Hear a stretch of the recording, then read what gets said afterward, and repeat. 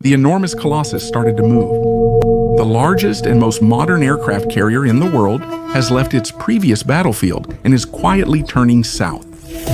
United States ship Gerald R. Ford. It's officially meant to hunt drug smugglers off Venezuela's coast. But that kind of force isn't usually sent for just a few cocaine boats. Something's off here. This mission could impact the world. Even if it doesn't seem so, its real target isn't in Caracas. It's sitting in the Kremlin. It's already making plans to avert the threat.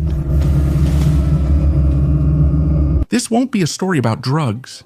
This is a story about oil, power, and how a domino effect can hit Venezuela, shake Washington, and weaken Putin himself. We'll explain why Venezuela is now a United States strategic target, what its oil means for global energy, and why the Kremlin is increasingly nervous about this crisis. Most importantly, what happens if tension between Washington and Caracas becomes an open conflict? Now let's look at where this conflict began and why it's not only taking place on the coast of Venezuela, but also in Putin's treasury. You're watching Beyond Borders. Let's start. Why is Trump targeting Venezuela? Point to Latin America on the world map. Somewhere people don't usually go on vacation. Venezuela, a country most people know only from pictures of protests, broken streets, and poverty. Today, it's a major target of the American president. Not because he suddenly cares about how people live in Caracas, but because this collapsed country threatens several of his goals at once. First, some background. Venezuela, led by Nicolas Maduro, has the world's largest oil reserves on paper. In reality, it's the opposite of wealth. The economy has collapsed, inflation erased savings, infrastructure is ruined, and millions have fled. The oil industry has collapsed due to decay, corruption, and sanctions. There's plenty of oil there, but they can't extract it due to technical and political issues. This is what motivates Trump. Trump sees Venezuela on three levels at once. The first is completely direct and domestic. Millions have fled Venezuela, settling in nearby countries, Mexico, and even the United States. It's a major source of migration pressure from the South. Trump vowed to stop this wave, but he can't just put these people on a plane and send them back because they face prison, repression, or even worse fate. To address migration, he must tackle the source, Maduro and Venezuela. The second level is political. Maduro is unpopular in the United States. To millions of Venezuelans in exile, he represents dictatorship and a stolen future. For Trump's voters, he is an example of a socialist hell that they like to use as a cautionary tale. Many Democrats also see him as a major human rights violator. If the American president forced Maduro to yield, he would gain political points at home across the spectrum. That is a rarity in today's divided America. Trump knows that very well. That's why he publicly calls Maduro a drug cartel leader. He put a huge bounty on his head. He gave the CIA the green light for anti-drug operations that have permission to kill. He launched attacks on ships near Venezuela claiming to fight cocaine. Outwardly, he says he's going after smugglers. But behind the scenes, even his associates admit that the real problem is Maduro. And that's still not the main motivation. The third and most important layer is oil. If Caracas were ever to be taken out of Maduro's control and the doors open to Western companies, Venezuela could become the oil project of the century. One that would not only affect gas prices in the United States, but also Vladimir Putin's revenues and Russia's ability to finance the war. This is exactly where Caracas and the Kremlin start to connect. We'll revisit this oil connection later. To see how Venezuelan oil could threaten Putin, we first need to examine current events at sea and in the air. Why is the world's largest aircraft carrier heading to South America? Why did Britain and Colombia halt intelligence sharing with the United States? And why is Caracas warning of an invasion threat? In the next chapter, we'll take a closer look at this war on drugs, which is increasingly starting to resemble something completely different. Why is Washington acting like drug smugglers? Looking at the map, the whole thing seems absurd. The world's strongest army, largest carrier, and advanced drones and bombers. And the target is supposed to be a few boats with cocaine. That doesn't make sense. Washington, Caracas, and Moscow all know it. America is using the war on drugs today as the perfect cover. It allows it to do two things at once: to put pressure on Maduro's regime without declaring war, and to test how far Putin is willing to go to defend his South American ally. It started inconspicuously. The United States sank the first ships and declared that they were eliminating smugglers. They later deployed combat drones and expanded into the Pacific, causing the death toll to increase. There were more and more ships. Eventually, this anti-drug campaign evolved into something much larger. Trump authorized the CIA to conduct operations in Venezuela without trial, without warning, with permission to kill. At that moment, the entire game changed. The United States is no longer intervening only at sea. They're testing whether they can strike the regime itself. Now, a detail shifts the entire dynamic. Britain and Colombia, the two closest United States allies in the region, have stopped sharing intelligence with Washington. Why? Because according to them, these operations violate international law. They act as extrajudicial executions and carry too great a risk of error. When your two main partners tell you to stop, it means only one thing. Washington is taking more than standard action against the cartels. And you still don't know the key reason why the Americans are doing this with such determination. Maduro's Venezuela is vulnerable, weakened, and internationally isolated. It has no allies who would actually fight for it. Moscow is the exception, but it lacks the capacity for major adventures abroad. America knows that. That's why it's pushing limits now. How many more hits can the regime take before it breaks? How much shock can Maduro's army withstand before panicking? Most importantly, how much risk will Putin take if his South American partner faces mortal danger? This is a test to see if Venezuela can be pressured enough for something in the system to break. And so far, everything suggests that Trump knows exactly where he's heading with this. In the next chapter, we'll show why Europe is the real reason Washington deployed a force to the Caribbean that's usually only moved in major wars. The real reason, and Putin's wallet. If we want to understand why the largest American aircraft carrier is sailing to Venezuela, we need to look at Europe, because this is where the most important thing is hidden. Venezuela reportedly has the world's largest proven oil reserves, more than Saudi Arabia, Iran, or Russia. It's a huge barrel of black gold sitting on the edge of the map, and so far it's only partially opened. If it were fully unlocked, it could shake oil prices around the world, and that's exactly the point that attracts Washington's attention. Production in this Latin American country is much lower than what these reserves could support. That's the reality. But something else is also true. The technology, expertise, and funding to restart are available. They are held by American and other Western companies that once operated in Venezuela and are now blocked by sanctions and political risk. If the regime in Caracas changed and a government willing to open the doors to the West came in, the oil business would return. Not in a month or even a year, but within a few years, millions of new barrels would start flowing into the system every day, and then the tables would turn. This is where Donald Trump and his way of thinking come into play. He doesn't view oil only by gas prices at American stations, though that's very important to him too. He also views it as a geopolitical weapon.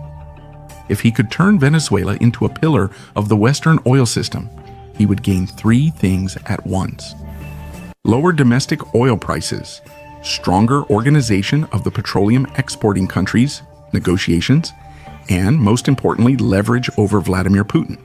Because if anyone lives off oil besides the Arabs, it's Russia. Russia's state budget and military depend on oil and gas sales. Even though Moscow now sells at a discount to China, India, and other countries, it's still tens of billions of dollars a year. This money is turned into missiles, drones, and tanks. If Venezuelan oil under Western control entered the market on a large scale, it would create new competition that would push prices down and squeeze out part of Russian exports. Russia would have to offer even bigger discounts to keep its customers. Less money would end up in the Kremlin. Less money would end up on the front lines in Ukraine. This is not an abstract theory. This is a direct hit to Putin's wallet. That's why Venezuela means much more to Moscow than just an exotic Latin American ally. It's insurance against the West, gaining a second major oil source outside organization of the petroleum exporting countries near American refineries. Moreover, with heavy oil that fits perfectly into their existing technologies. For Putin, the combination of sanctions, price caps, and ramped-up Venezuelan production would be a toxic mix. It wouldn't mean an immediate collapse of Russia, but a long-term weakening. Sit down, this is a key point. Trump doesn't have to bomb Moscow to hit Putin. He just needs to open the taps elsewhere. Venezuela is the ideal candidate. A weak regime with large reserves near the United States outside the Middle East and China's influence. That's a textbook target for oil geopolitics. We should use this logic to understand why the largest American aircraft carrier is heading toward Latin America. Its presence is a military signal to Maduro, but also an economic warning to Putin. But Putin is not a passive bystander. He sees what's happening. And for years, he has been preparing for the possibility that the United States will one day try to pull Venezuela out of his shadow. That's why he signed strategic agreements with Maduro's regime on energy, security, and joint defense against sanctions. That's why the Russians are sending advisors there, air defense systems, and expert assistance in circumventing sanctions. The Kremlin knows the battle for Venezuela is indirectly about Russian oil and war funding. Next chapter will examine this line. How exactly is Putin connected to Maduro? And what has Moscow already built in Venezuela? And how far could it go if Trump decides to put even more pressure on Caracas? Because the moment the oil balance starts to shift, it will stop being a local operation off the coast of South America and will become the open center of two energy worlds. Why is Venezuela a strategic stronghold for Putin? When you look at it from Moscow, Venezuela is not a distant, exotic country. It's one of Russia's few strongholds in the Western Hemisphere, the only place from which it can symbolically undermine American influence in the region. That's why Putin keeps Maduro alive, even if it means sending money, advisors, and weapons to a country that's thousands of kilometers away. For the Kremlin, it's a low-cost investment with major geopolitical returns. It started with loans, joint projects, and technical assistance. It continued with arms supplies, air defense systems, security experts, and specialists in circumventing sanctions. Moscow helped Caracas endure years that would have toppled another regime. Recently, this has intensified further. Putin signed a deeper strategic partnership with Venezuela, connected it with Russian energy interests, strengthened intelligence cooperation, and opened the door to closer military cooperation.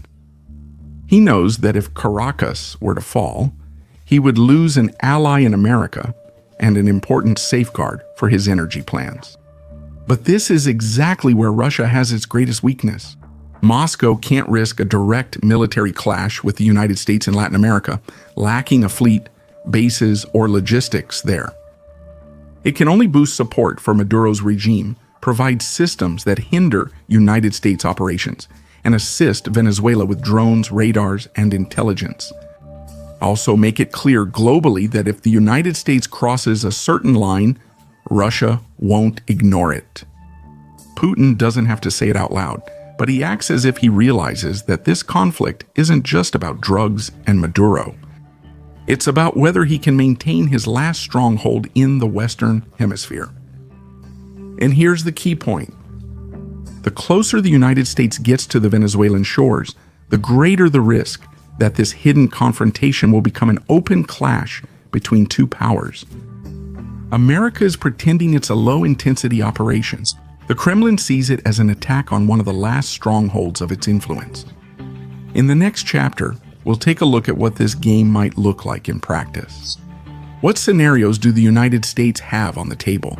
What can Trump afford to do without triggering an open war? And where is the line beyond which Putin could no longer stay in the background?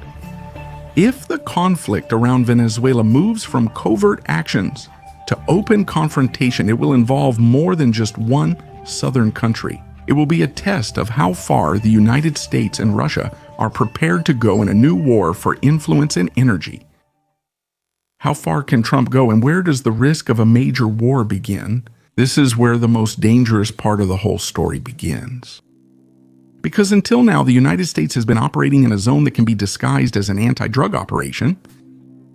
But all the players, Washington, Caracas, Moscow, know very well that the real conflict is elsewhere. And now comes the moment when Trump can move from shadow interventions to open actions that no one can disguise anymore. First, it needs to be said clearly, Trump doesn't want a big war. Americans don't want it. The Pentagon doesn't want it. But at the same time, he knows that Maduro is weak, isolated, and that the regime is held together only by fear and foreign support. That's the ideal combination for short, quick, and surgical operations, which Trump likes to use to demonstrate strength, exactly like in 2018 in Syria, exactly like during the strike against the Iranian nuclear program. Scenario 1 continues what we're seeing today. Attacks on ships, airstrikes, CIA operations that gradually weaken the regime while also testing its responses. It's a war of attrition that can politically isolate Maduro and force him into making mistakes. At the same time, it's the lowest risk for the United States because if something blows up, they can always say it was smugglers, not politics. Scenario 2 is tougher. The United States could directly target the military or paramilitary structures the regime uses to control territory. A missile strike on bases or weapons depots. Nothing that could be interpreted as an invasion, but enough for Maduro to understand that the rules of the game are changing. Such an operation would be quick, precise, and the Pentagon can carry it out without putting its own soldiers at risk. Trump would portray it as necessary, allegedly targeting drug cartels, even though everyone would know it's about the regime. Scenario number 3 is the most dangerous. A strike on the infrastructure that keeps Maduro's regime alive. On oil facilities, logistical hubs, military warehouses, communication centers. That's the line beyond which Russia could no longer remain silent. Moscow would interpret that as an attempt at regime change. And that's exactly where there's a risk that the conflict could escalate to a higher level. And now, the most important thing. The Americans don't have to land troops anywhere to influence events in Venezuela. The Pentagon has over 15,000 troops, hundreds of aircraft, and a top-tier fleet in the region. The United States of America can attack from the sea, from the air, and through intelligence operations. They don't have to set foot on Venezuelan soil. And that significantly limits Putin's options for how to respond. Russia can't compete militarily with the United States of America in the region. He can only provide equipment and support. That's why Trump is in a much stronger position there today than Putin. Washington has both power and regional infrastructure. Moscow only has political statements and a limited military presence. And that means only one thing. If it decides to really shake Maduro's position, nothing will physically stop it. The question isn't whether it can. The question is whether it wants to. In the next chapter, we'll take a look at what Putin can actually afford. What is his red line? And is there a point after which Russia would stop just protesting and start taking concrete action? Because if the aircraft carrier United States ship Gerald R. Ford gets close to it, the whole world will be watching to see if this oil confrontation turns into a direct Russian-American crisis. What can Putin afford to do? When people talk about a crisis between the United States and Russia, most imagine Europe, the Arctic, or Syria, not the Caribbean. But that's exactly where the interests of both superpowers are overlapping today, and it's in this part of the world that Putin has the biggest problem. His ability to intervene in this region is limited to a minimum. First, the hard facts. Russia has a few hundred advisors, technicians, and security specialists in Venezuela. They help with the maintenance of military equipment, the defense of critical facilities, and with intelligence work. Moscow supplied Caracas with air defense systems, modern radars, digital jammers, and assistance in the energy sector. This is all useful, but only if the attacker is weak. Against a superpower that's just sending the largest aircraft carrier on the planet to the region, it's only a symbolic force. Putin knows this very well. In Latin America, he doesn't have room to play the tough guy. He can't send a fleet, he can't move an army, he can't open a new front against the United States of America. If he tried, he'd risk embarrassment. And he can't afford embarrassment in geopolitics while waging war in Ukraine. But what can he do? 3 things. First, boost Maduro's support to help the regime last longer. Increased equipment, intelligence, and exports of weapons and drones. The Kremlin chief knows his influence in Venezuela is cheaper than other operations and wants to keep it. Secondly, he may try to provoke a diplomatic crisis at the United Nations within Brazil, Russia, India, China, and South Africa through the media. Quickly accuse the United States of violating international law and attacking the sovereignty of an independent country. Moscow knows this message often finds receptive audiences in Latin America. Many countries in the region don't like it when America moves its warships close to their shores. The third option is the most sensitive. Cyber operations. Russia has long established capabilities to attack the energy sector, communications, and logistics of its adversaries. If the crisis around Venezuela were to escalate, Moscow could resort to invisible tools, attacks that would slow down American operations, disrupt command, or increase political pressure in Washington. Nothing that the United States couldn't identify, but enough to make a statement. If you target Venezuela, we'll respond elsewhere. However, Putin is in a very uncomfortable position in the struggle over Venezuela for geographical, economic, and military reasons. He is watching as American power shifts to his top ally in America, and he has no real way to stop it. And that brings us to the most important question. If America decides to push Maduro's regime to the brink of collapse, how long will Russia just loudly protest? And what will Moscow do if the last stronghold of Russian influence in Latin America is about to fall?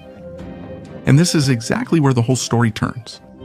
What happens if Washington quits the drug game and goes all in instead? And what could happen if Putin decides he has nothing left to lose? Because if this crisis breaks out, it could become one of the most serious confrontations between the United States and Russia since the Cold War. Check the last minutes of this video for the answer. That's where it will become clear whether this is just a regional skirmish or the beginning of a new silent war for oil and power. Conclusion: aircraft carrier oil and Putin's dilemma. Taking a step back, the story stops being about Venezuela.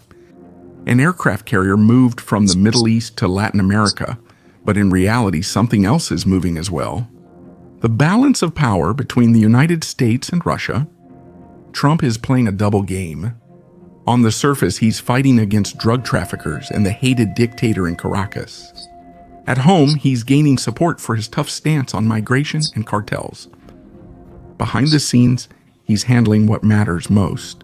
Whether he manages to open the Venezuelan oil vault in a way that benefits the West and, in the long run, hurts Putin.